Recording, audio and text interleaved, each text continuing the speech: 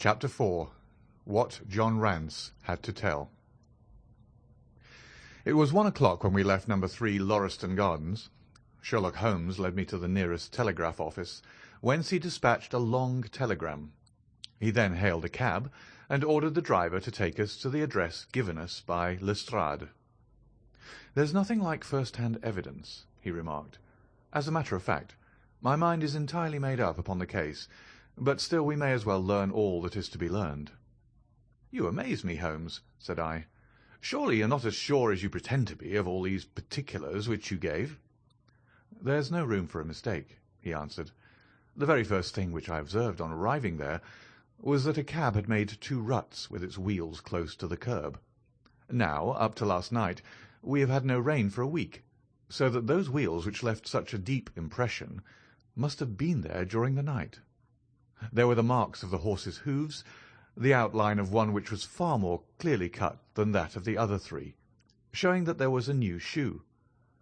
Since the cab was there after the rain began, and was not there at any time during the morning, I have Gregson's word for that, it follows that it must have been there during the night, and therefore that it brought those 2 individuals to the house." "That seems simple enough," said I. "But how about the other man's height?" "Why, the height of a man, in 9 cases out of 10, can be told from the length of his stride. It is a simple calculation enough, though there is no use my boring you with figures. I had this fellow's stride both on the clay outside and on the dust within. Then I had a way of checking my calculation. When a man writes on a wall, his instinct leads him to write about the level of his own eyes. Now that writing was just over 6 feet from the ground. It was child's play." "And his age?" I asked. "Well, if a man can stride 4½ feet without the smallest effort, he can't be quite in the sere and yellow. That was the breadth of a puddle on the garden walk which he had evidently walked across. Patent leather boots had gone round, and square toes had hopped over. There is no mystery about it at all. I am simply applying to ordinary life a few of those precepts of observation and deduction which I advocated in that article. Is there anything else that puzzles you?" "The fingernails and the trichinopoly," I suggested. "The writing on the wall was done with a man's forefinger dipped in blood. My glass allowed me to observe that the plaster was slightly scratched in doing it, which would not have been the case if the man's nail had been trimmed. I gathered up some scattered ash from the floor. It was dark in colour and flaky. Such an ash is only made by a trichinopoly. I have made a special study of cigar ashes. In fact, I have written a monograph upon the subject. I flatter myself that I can distinguish at a glance the ash of any known brand, either of cigar or of tobacco. It is just in such details that the skilled detective differs from the Gregson and Lestrade type." "And the florid face?" I asked. "That was a more daring shot, though I have no doubt that I was right. You must not ask me that at the present state of the affair." I passed my hand over my brow. "My head is in a whirl," I remarked. "The more one thinks of it, the more mysterious it grows. How came these 2 men, if there were 2 men, into an empty house? What has become of the cabman who drove them? How could one man compel another to take poison? Where did the blood come from? What was the object of the murderer, since robbery had no part in it? How came the woman's ring there? Above all, why should the second man write up the German word Rache before decamping? I confess that I cannot see any possible way of reconciling all these facts." My companion smiled approvingly. "You sum up the difficulties of the situation succinctly and well," he said. "There is much that is still obscure, though I have quite made up my mind on the main facts. As to poor Lestrade's discovery, it was simply a blind intended to put the police upon a wrong track, by suggesting socialism and secret societies. It was not done by a German. The A, if you noticed, was printed somewhat after the German fashion.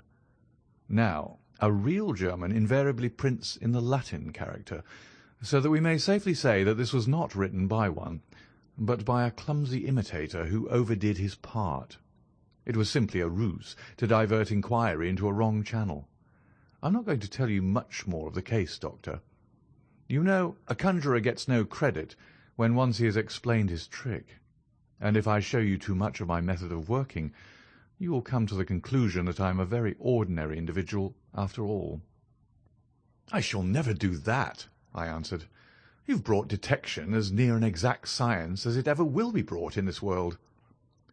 My companion flushed up with pleasure at my words, and the earnest way in which I uttered them. I had already observed that he was as sensitive to flattery on the score of his art as any girl could be of her beauty. "I'll tell you one thing," he said. "Patent Leathers and Square Toes came in the same cab, and they walked down the pathway together, as friendly as possible, arm in all probability. When they got inside they walked up and down the room, or rather, Patent Leathers stood still while Square Toes walked up and down. I could read all that in the dust, and I could read that as he walked he grew more and more excited.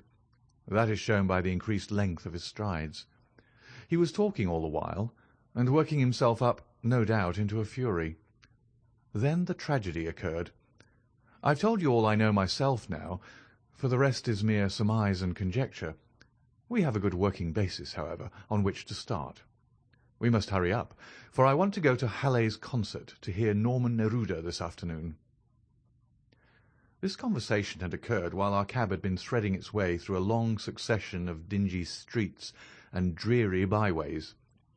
In the dingiest and dreariest of them, our driver suddenly came to a stand. "That's Audley Court in there," he said, pointing to a narrow slit in the line of dead-coloured brick. "You'll find me here when you come back." Audley Court was not an attractive locality. The narrow passage led us into a quadrangle paved with flags and lined by sordid dwellings. We picked our way among groups of dirty children and through lines of discoloured linen until we came to number 46, the door of which was decorated with a small slip of brass on which the name Rance was engraved. On inquiry we found that the constable was in bed, and we were shown into a little front parlour to await his coming. He appeared presently, looking a little irritable at being disturbed in his slumbers. "I made my report at the office," he said. Holmes took a half-sovereign from his pocket and played with it pensively. "We thought that we should like to hear it all from your own lips," he said. "I shall be most happy to tell you anything I can," the constable answered, with his eyes upon the little golden disc. "Just let us hear it all in your own way, as it occurred." Rance sat down on the horsehair sofa and knitted his brows, as though determined not to omit anything in his narrative. "I'll tell it you from the beginning," he said. "My time is from 10 at night to 6 in the morning. At 11 there was a fight at the White Hart, but by that all was quiet enough on the beat. At 1 o'clock it began to rain, and I met Harry Murcher, him who has the Holland Grove beat, and we stood together at the corner of Henrietta Street a-talking. Presently, maybe about 2 or a little after, I thought we'd take a look around and see that all was right down the Brixton Road. It was precious dirty and lonely. Not a soul did I meet all the way down. Though a cab or two went past me, I was a-strolling down, thinking between ourselves how uncommon handy a 4 of gin hot would be, when suddenly the glint of a light caught my eye in the window of that same house. Now, I knew then that 2 houses in Lauriston Gardens was empty on account of him that owns them, who won't have the drains seed to, though the very last tenant what lived in one of them died of typhoid fever. I was knocked all in a heap, therefore, at seeing a light in the window, and I suspected as something was wrong. When I got to the door—" "You stopped, and then walked back to the garden gate," my companion interrupted. "What did you do that for?" Rance gave a violent jump and stared at Sherlock Holmes with the utmost amazement upon his features. "Why, that's true, sir," he said. "Now, how come you to know it? Heaven only knows. You see, when I got up to the door it was so still and so lonesome that I thought I'd been none the worse for someone with me. I ain't afeard of anything on this side of the grave. but I thought that maybe it was him that died of the typhoid inspecting the drains what killed him. The thought gave me a kind of turn, and I walked back to the gate to see if I could see Murcher's lantern, but there wasn't no sign of him nor of anyone else." "There was no one in the street?" "Not a living soul, sir, nor as much as a dog. Then I pulled myself together and went back and pushed the door open. All was quiet inside, so I went into the room where the light was a-burning. There was a candle flickering in the mantelpiece, a red wax one, and by its light I saw—" "Yes, I know all that you saw. You walked round the room several times, and you knelt down by the body, and then you walked through and tried the kitchen door, and then—" John Rance sprang to his feet with a frightened face and suspicion in his eyes. "Where was you hid to see all that?" he cried. "It seems to me that you knows a deal more than you should." Holmes laughed and threw his card across the table to the constable. "Don't get arresting me for the murder," he said. "I am one of the hounds and not the wolf. Mr. Gregson or Mr. Lestrade will answer for that. Go on, though. What did you do next?" Rance resumed his seat, without, however, losing his mystified expression. "I went back to the gate and sounded my whistle. That brought Murcher and two more to the spot." "Was the street empty then?" "Well, it was, as far as anybody that could be of any good goes." "What do you mean?" The constable's features broadened into a grin. "I've seen many a drunk chap in my time," he said, "but never anyone so crying drunk as that cove. He was at the gate when I came out, a-leaning up agin the railings, and a-singing at the pitch of his lungs about Columbine's new-fangled banner, or some such stuff. He couldn't stand far less help." "What sort of man was he?" asked Sherlock Holmes. John Rance appeared to be somewhat irritated at this digression. "He was an uncommon drunk sort of man," he said. "He'd have found himself in the station if we hadn't been so took up." "His face, his dress, didn't you notice them?" Holmes broke in impatiently. "I should think I did notice 'em, seeing that I had to prop him up, me and Murcher between us. He was a long chap with a red face, the lower part muffled round." "That will do," cried Holmes. "What became of him?" "We'd enough to do without looking after him," the policeman said in an aggrieved voice. "I'll wager he found his way home all right." "How was he dressed?" "A brown overcoat." "Had he a whip in his hand?"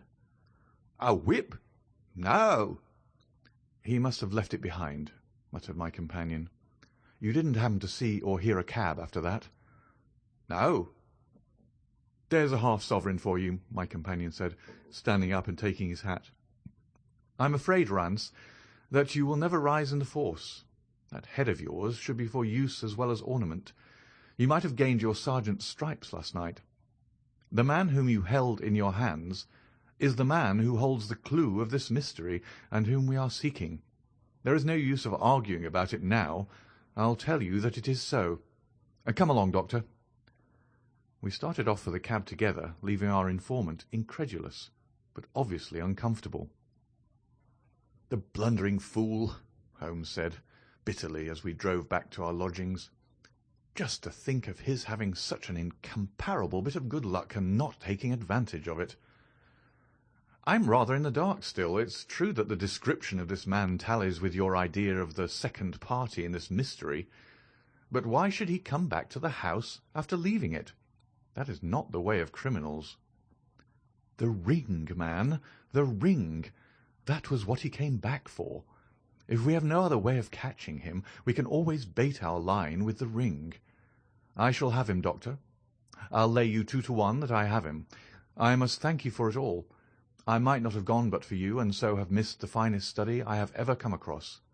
A study in scarlet, eh? Why shouldn't we use a little art jargon?